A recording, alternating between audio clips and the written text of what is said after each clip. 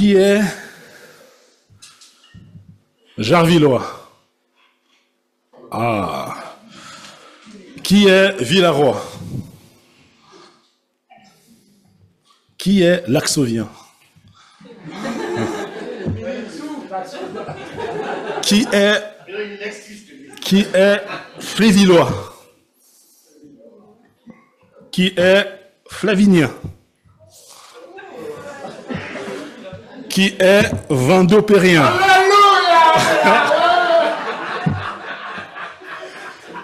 Qui est Nancéen? Et qui est Hiérosolimitain? Ah, mais souhait.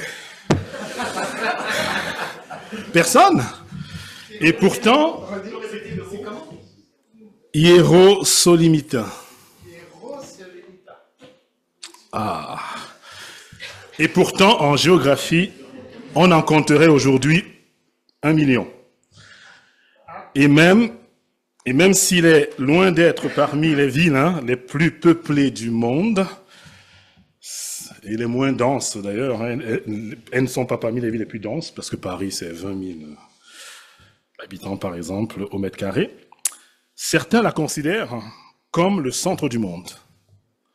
Malgré les risques et l'instabilité, c'est le premier lieu de résidence choisi par ceux qui arrivent ou qui retournent en Palestine.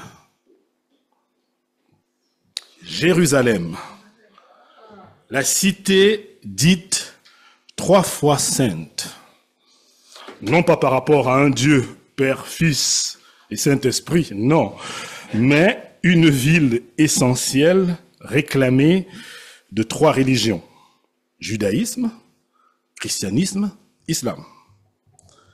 Jérusalem, ville de paix, dit-on parfois, ou devrait-on dire d'une paix tant attendue, tant espérée, ou inatteignable paix. La Bible en premier l'a appelée ville sainte. Et la Bible a donc à nous dire de notre rapport à cette ville prisée, centre du monde pour certains. Faut-il y trouver notre bout de terre à Jérusalem? Qui pour devenir Hiérosolimitain, habitant de Jérusalem? La question a été posée au temps de Néhémie, plus de 400 ans avant Jésus-Christ. Nous allons donc resituer et continuer notre épopée dans Néhémie, où nous arrivons au chapitre 11.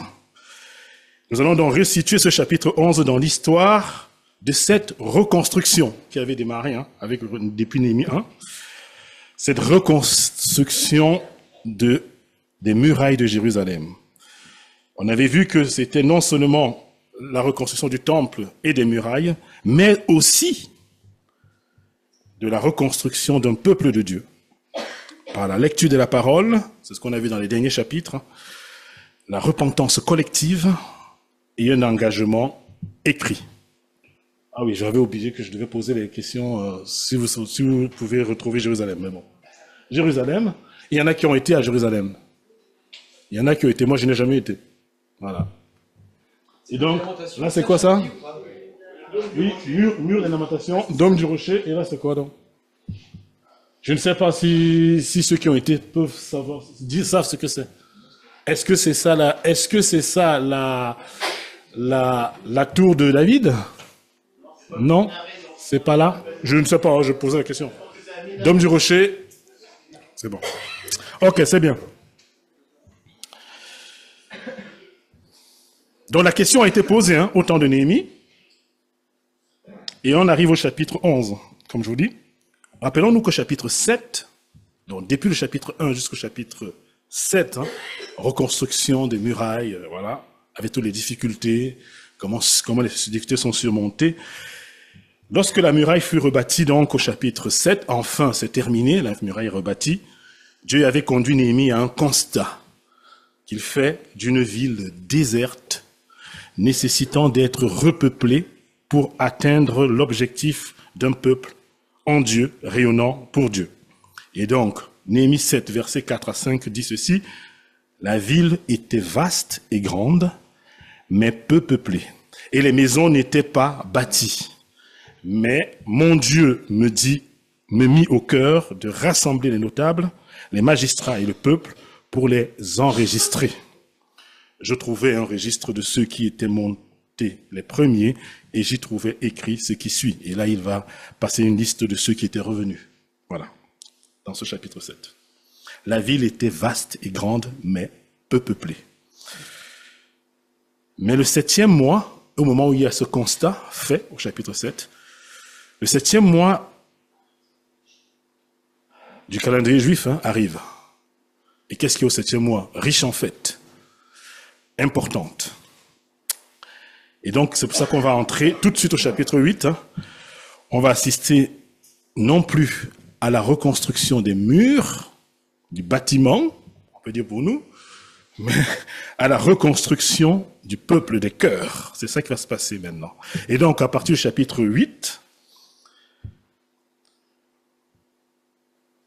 on va commencer la grande lecture publique de la parole de Dieu, puis va suivre une repentance collective, et enfin, ce qu'on a vu au chapitre 10, un engagement écrit.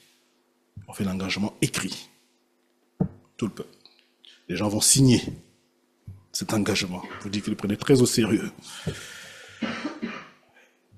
On retourne donc ici au chapitre 11, à la question qui était posée au chapitre 7, avant ce réveil spirituel. À la question qui était donc posée au chapitre 7, qui avait été mise en suspens et qui ne serait mieux résolue qu'avec la révolution spirituelle des cœurs pour se connecter à la volonté de Dieu.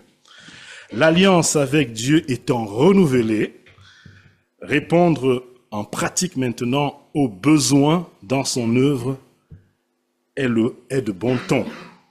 Ici maintenant. On va lire donc Néhémie 11, qui a 36 versets. On ne va pas tous les lire, on va juste lire les 4 premiers. Je vais vous dire pourquoi. Les chefs du peuple se sont installés à Jérusalem. Vous prenez vos Bibles, je ne crois pas que j'ai mis le texte. Les chefs du peuple se sont installés à Jérusalem, et le reste du peuple a désigné par tirage au sort un Israélite sur 10, afin qu'il vienne habiter Jérusalem, la ville sainte, tandis que les autres restaient dans leur ville. Le peuple a de plus béni tous ceux qui se portaient volontaires pour s'installer à Jérusalem. Voici les chefs de la province qui se sont installés à Jérusalem, alors que dans les villes de Juda, chacun habitait sa propriété, sa ville. Qu'il s'agisse d'Israélites, de prêtres, de Lévites, de serviteurs du temple ou des descendants des serviteurs de Salomon. Et qu'à Jérusalem s'établissaient aussi des Judéens et des Benjaminites. Parmi les Judéens, il y avait Ataja, fils d'Ozias et descendant de Zacharie, Amaria, Shephtatia et Mahalaël, qui étaient issus de Péré. Et ainsi de suite. On ne va pas continuer. Ainsi de suite, une liste de beaucoup de noms. Rappelez-vous que dans Néhémie, on a plusieurs fois des listes de noms comme ça.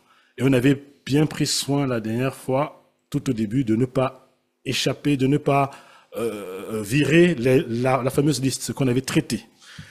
Cette fois-ci, on ne va pas la traiter, cette liste-ci. Aujourd'hui, on ne va pas la traiter. On va se contenter de ces 4 premiers versets, ou alors même de ces 3 ou 2 premiers versets. Donc le texte va citer les noms des personnes et des familles dans ce registre. 3044 nouveaux hiérosolimites. Ça va citer, ça fait 3044 nouveaux qui vont rejoindre, qui vont entrer à Jérusalem, qui vont désormais habiter à Jérusalem. Si on dit 10%, ça veut dire que peut-être c'était un peu dans de 30 000, alors ça va, c'est 3 000, voilà, 30 000. Nous n'avons pas cette fois-ci, et non, par contre aussi, on va voir que si vous lisez à la maison, vous allez voir qu'on va citer jusqu'au verset 24, je crois, puis de 25 à 36, on va même citer ceux qui sont restés à l'extérieur. et qui ne sont donc pas entrés à Jérusalem. On va aborder 3 points dans notre regard de ce texte. En A, l'appel de Jérusalem. En 2, la réponse à l'appel, la réponse malgré ou bon gré. C'est une question. Et enfin, plus qu'un bout de terre. Plus qu'un bout de terre. L'appel de Jérusalem. Pourquoi il était important de résoudre ce problème? La ville était vaste et grande, mais peu peuplée, et les maisons n'étaient pas bâties. Il fallait protéger la ville.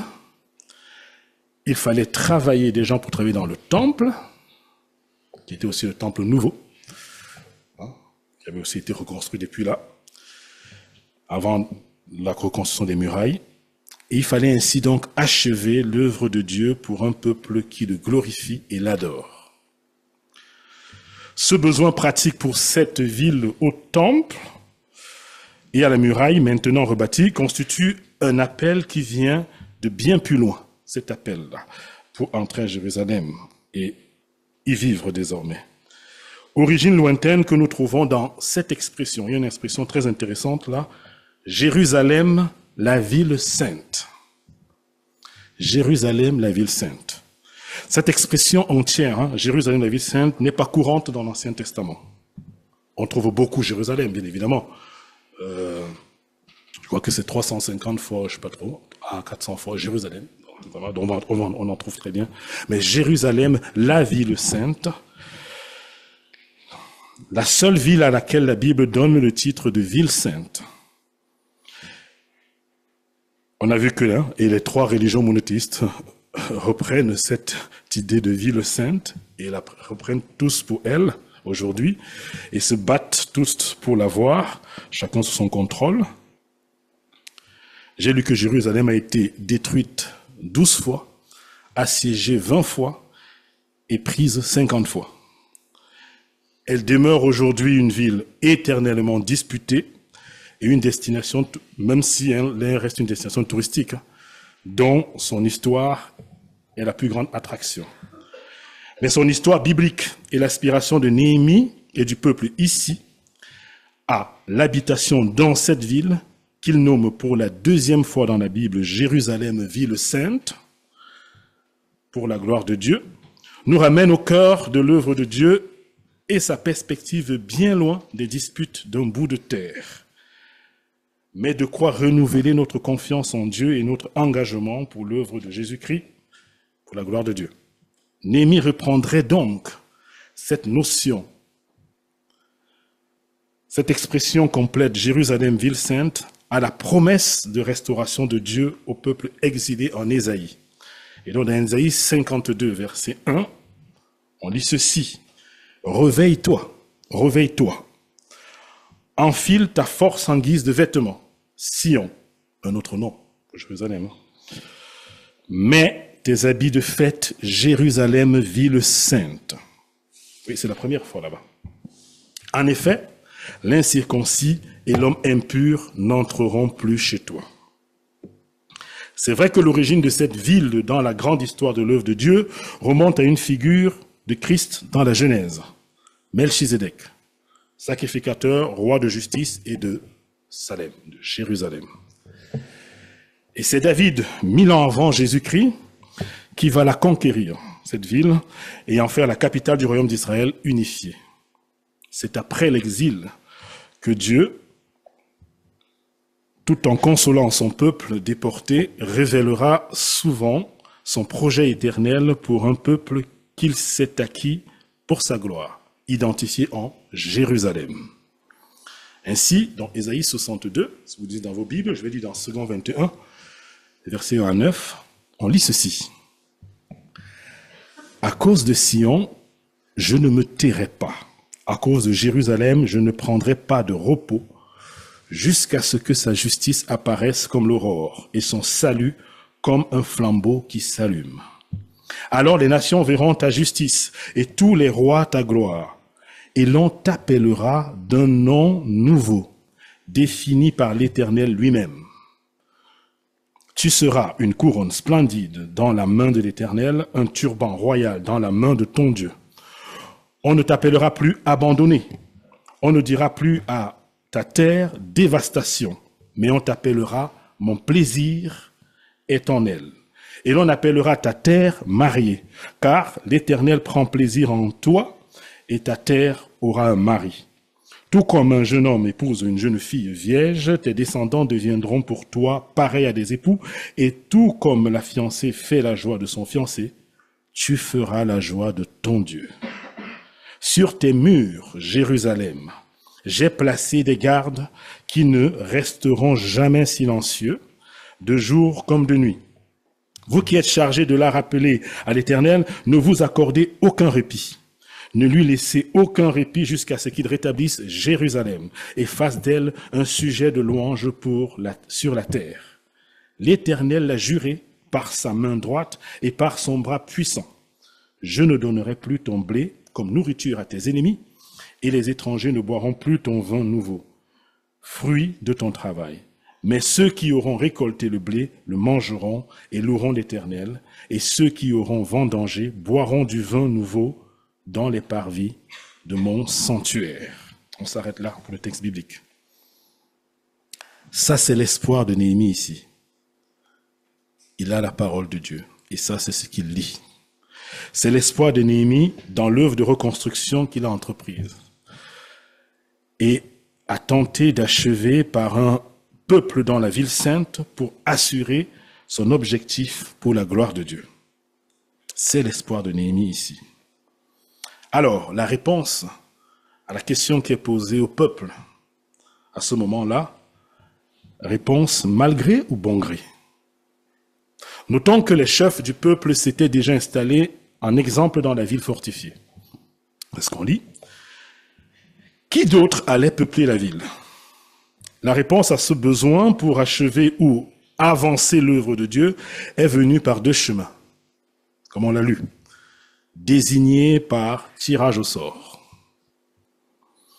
Tirer au sort pour ce ministère important de présence dans la ville sainte, de défense du temple et des murailles. Est-ce vraiment sérieux, tiré au sort? Ou c'est plutôt hasardeux et aléatoire? Ou Dieu reste-t-il maître des circonstances? Souvenons-nous des nombreux exemples dans la Bible du tirage au sort, commandé par Dieu lui-même dans l'Ancien Testament pour déterminer sa volonté, pour partager entre les tribus de la terre promise. Tirage au sort. Dans Nombre, on le voit dans Nombre 26, 55 à 106. On voit aussi le choix des villes des Lévites parmi les territoires des tribus. Tirage au sort. Même pour le sacrifice, le choix entre les deux boucs, le bouc émissaire et le bouc qui va rester en vie, tirage au sort. Tirer au sort pourrait laisser penser ici que Néhémie et le peuple s'en remettaient à de l'aléatoire et au hasard. Justement, c'est ce que je veux dire, que ce n'est pas surtout ça. Mais souvenons-nous qu'en Dieu, le hasard en Dieu, avec grand D, comme certains disent souvent, Dieu est maître des circonstances. Rappelez-vous de Ruth, la femme étrangère, juste un exemple. C'est-à-dire qui n'était pas du peuple de Dieu. Elle était dans une situation peu enviable, et même terrible, avec la perte du beau-père, du beau-frère et du mari. Le choix qu'avait fait sa belle-sœur d'abandonner, la belle-mère désespérée qui encourage à rentre chez toi.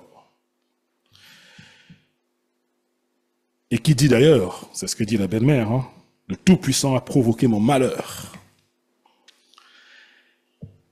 Et elle aurait, à notre époque, eu raison de dire, quel mauvais coup du sort.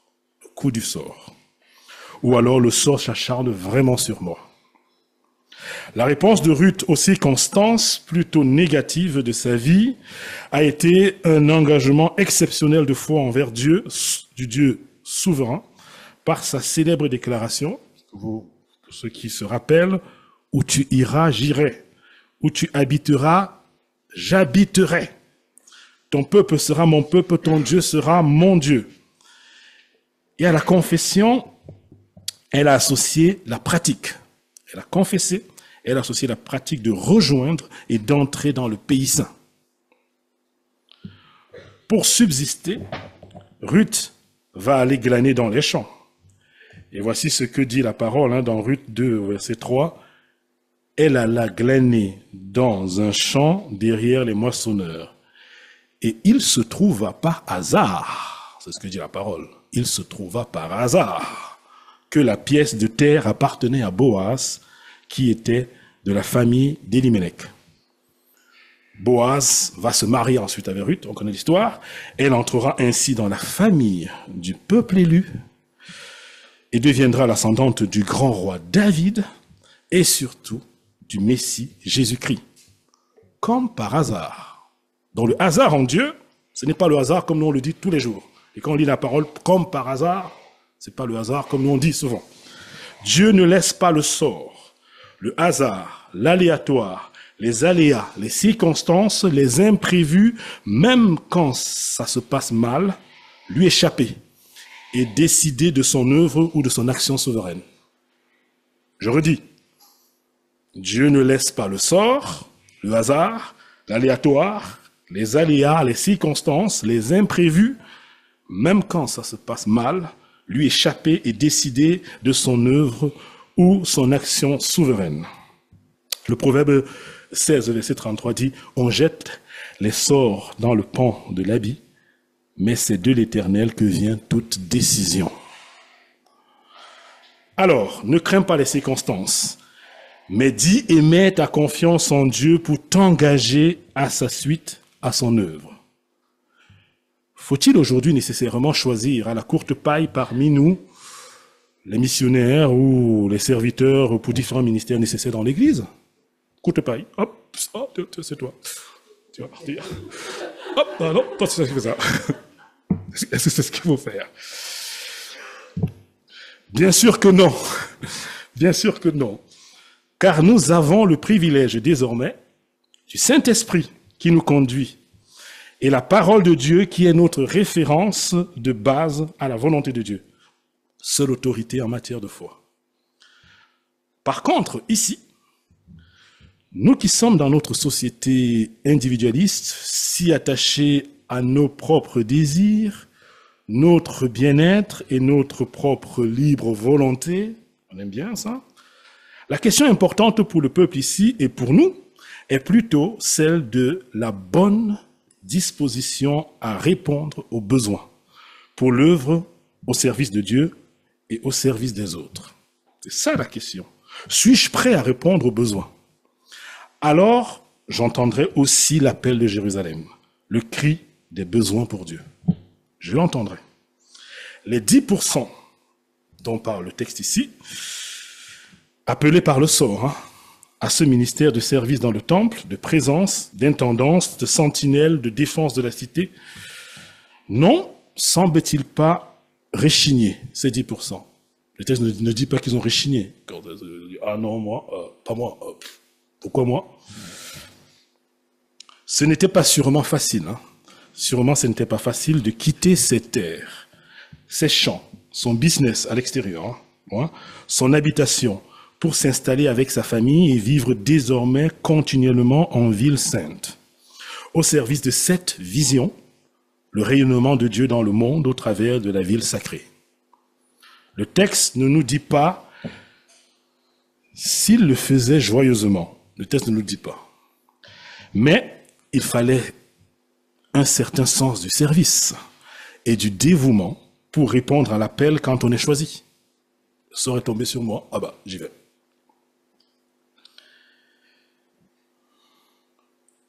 Face aux besoins pour l'œuvre de Dieu et les autres,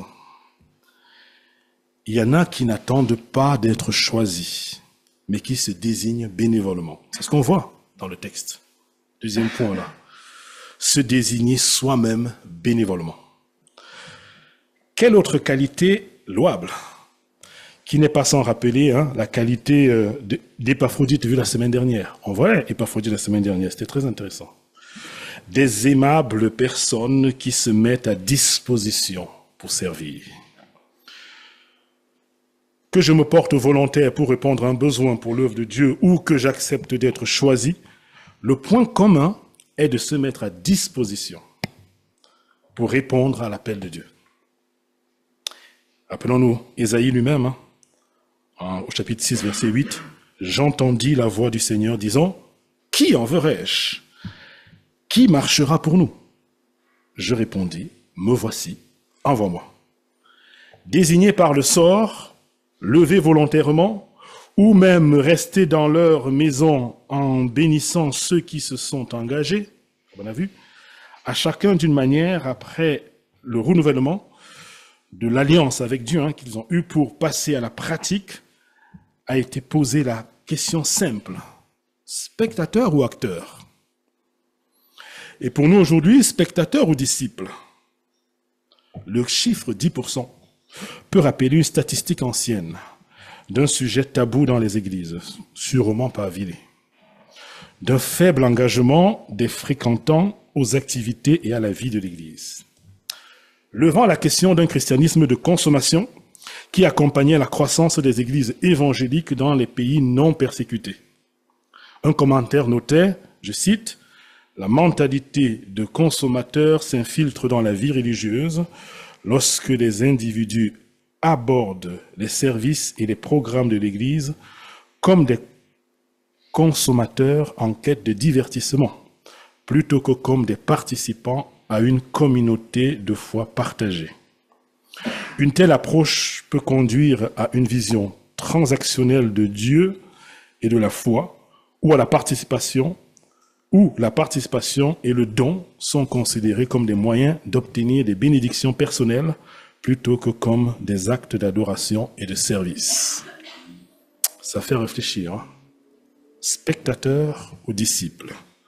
S'engager pour faire partie de ce Jérusalem, ville sainte, dans la grande révélation de la parole de Dieu, nous permet et nous donne à nous d'aller au-delà de l'espoir de Néhémie. Eh bien, au-delà d'un bout de terre au Proche-Orient.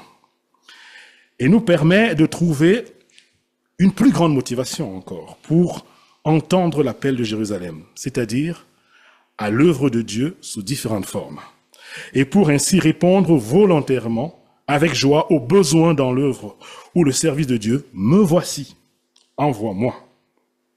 Alors, plus qu'un bout de terre, ce qui m'impressionne toujours chez Néhémie et ce peuple de Dieu avec lui, c'est l'exemple pour le peuple de Dieu d'Église que nous sommes aujourd'hui. Parce que ce sont des gens ordinaires, sans pouvoir particulier. Ce ne sont pas des prophètes qui ont fait ceci, cela, ils avaient une puissance. Non, sans pouvoir particulier, sans appel miraculeux, sans parole audible de Dieu. Bon, Dieu leur a parlé comme on voit. Bon, j'ai certains avant, dans la Bible, avec simplement les rouleaux d'une partie de l'Ancien Testament, mais qui désirent sincèrement et résolument reconstituer un peuple saint, un peuple fidèle à Dieu et à sa parole. Pourtant, nous avons en plus aujourd'hui le salut accompli en Jésus-Christ. La parole de Dieu complète, écrite en différentes versions disponibles dans notre langue, pour la plupart ici. Et le Saint-Esprit pour nous transformer et nous conduire. Si on revient au texte d'Ésaïe qu'on a lu tout à l'heure, 62, on finit les versets 10 à 12, on lit en plus ceci, à partir du verset 10. « Franchissez les portes, dégagez le chemin du peuple, préparez la route, enlevez les pierres, dressez un étendard vers les peuples. Voici ce que l'Éternel annonce aux extrémités de la terre. Dites à la fille de Sion, ton salut arrive. Il a son salaire avec lui et sa récompense est devant lui. On les appellera peuple saint, racheté de l'Éternel. Et toi, on t'appellera recherché, ville non abandonnée. On a vu l'espoir de Néhémie. Ça, ce qu'on vient de lire, c'est le cœur de Dieu. Pour son peuple depuis toujours. Le peuple qu'il s'est acquis et dont il te fait le privilège du salut accordé en Jésus-Christ, mort à la croix et ressuscité pour la vie éternelle. Il s'agit pour nous de travailler avec joie à l'œuvre de Dieu. Pas d'inquiétude pour notre bout de terre ou notre place dans Jérusalem, la ville sainte, puisque Jésus fait cette promesse. Dans Jean 14, à partir du verset 1, « Que votre cœur ne se trouble point. Croyez en Dieu et croyez en moi. Il y a plusieurs demeures dans la maison de mon Père. Si cela n'était pas, je vous l'aurais dit. Je vais vous préparer une place.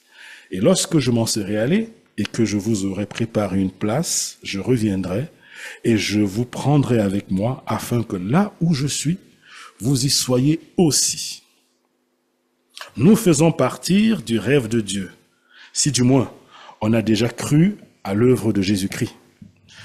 Mais plus qu'un homme, ce n'est pas un rêve hypothétique, mais c'est un projet souverainement décidé qu'il accomplit fidèlement en Jésus-Christ, qui nous donne, nous, de nous engager à son œuvre avec persévérance et à préparer en perspective la véritable Jérusalem, ville sainte. Donc voici la photo finale. Oui. On l'a dans Apocalypse 21. La photo finale de Jérusalem, ville sainte. Apocalypse 21 dit ceci. Puis je vis un nouveau ciel et une nouvelle terre. Car le premier ciel et la première terre avaient disparu et la mer n'était plus.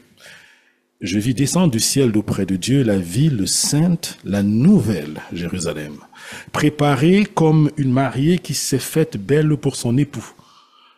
J'entendis une voix forte venant du ciel qui disait « Voici le tabernacle de Dieu parmi les hommes. Il habitera avec eux, ils seront son peuple, et Dieu lui-même sera avec eux. Il sera leur Dieu. Il essuiera toute larme de leurs yeux, la mort ne sera plus, et il n'y aura plus ni deuil, ni cri, ni douleur, car ce qui existait avant a disparu. Celui qui était assis sur le trône dit « Voici que je fais toutes choses nouvelles. » Il ajouta « Écris cela, car ces paroles sont dignes de confiance et vraies. » Puis il me dit « Je suis l'alpha et l'oméga, le commencement et la fin. À celui qui a soif, je donnerai à boire gratuitement de la source d'eau de la vie. Le vainqueur recevra cet héritage. Je serai son Dieu et il sera mon fils. Quant aux lâches, aux incrédules, aux pécheurs, aux abominables, aux meurtriers, à ceux qui vivent dans l'immoralité sexuelle, aux sorciers, aux idolâtres et à tous les menteurs, leur part sera dans les temps ardents de feu et de soufre. C'est la seconde mort. Puis, un des 7 anges qui tenait les 7 coups, remplit les 7 derniers fléaux, vint m'adresser la parole et dit, « Viens, je te montrerai la femme, l'épouse de l'agneau. » Il me transporta en esprit sur une grande et haute montagne et me montra la ville sainte Jérusalem, qui descendait du ciel. D'auprès de Dieu, elle rayonnait de la gloire de Dieu. Je vous épargne la description phénoménale de comment est cette ville sainte. Et au verset 22, on lit enfin, « Je ne vis pas de temple dans la ville, car le Seigneur, le Dieu Tout-Puissant, est son temple, ainsi que l'agneau. La ville n'a besoin ni de soleil ni de lune pour l'éclairer, car la gloire de Dieu l'éclaire. L'agneau est son flambeau. Les nations marcheront à sa lumière, et les rois de la terre y apporteront leur gloire. Ses portes ne seront pas fermées de toute la journée, car il n'y aura plus de nuit. On y apportera la gloire et l'honneur des nations. Il n'entrera chez elle rien de souillé, ni personne qui se livre à des pratiques abominables et aux mensonges. Il n'entrera que ceux qui sont inscrits dans le livre de vie de l'agneau. Qui pour aller à Jérusalem, ville sainte? La question a été posée au peuple. Et Néhémie a bien pris la peine d'écrire les noms de ceux qui devaient y aller, qui ont accepté le choix, et ceux qui se sont levés volontairement pour y aller. En conclusion, Nous ne voulons pas être des spectateurs, mais des disciples, c'est-à-dire des chrétiens actifs, confiants dans le Dieu souverain et sensibles aux besoins de son œuvre pour s'y engager joyeusement. Et je nous laisse donc le texte de Romains 12, 1 à 2. C'est pourquoi, frères, par les compassions de Dieu, je vous exhorte à offrir vos corps comme un sacrifice vivant, saint, agréable à Dieu, ce qui sera de votre part un culte raisonnable. Ne vous conformez pas au siècle présent, mais soyez transformés par le renouvellement de l'intelligence afin que vous discerniez quelle est la volonté de Dieu, sa volonté bonne, agréable et parfaite. Amen. Prions. Seigneur notre Dieu, nous te bénissons, Seigneur, parce que tu es un Dieu extraordinaire. Et depuis toujours, tu n'as pas juste rêvé, tu as pensé un projet que tu mets en œuvre. Celui de te constituer un peuple, de te constituer, Seigneur, des personnes qui t'appartiennent et qui rayonnent pour que d'autres aussi puissent t'appartenir. Alors, notre Dieu, notre Père, nous voulons vraiment encore que, par ta grâce, tu nous donnes de cheminer dans la compréhension, de voir quel est le besoin auquel tu nous appelles pour ton œuvre. Aide-nous, Seigneur, à savoir répondre, me voici, envoie-moi. Amen.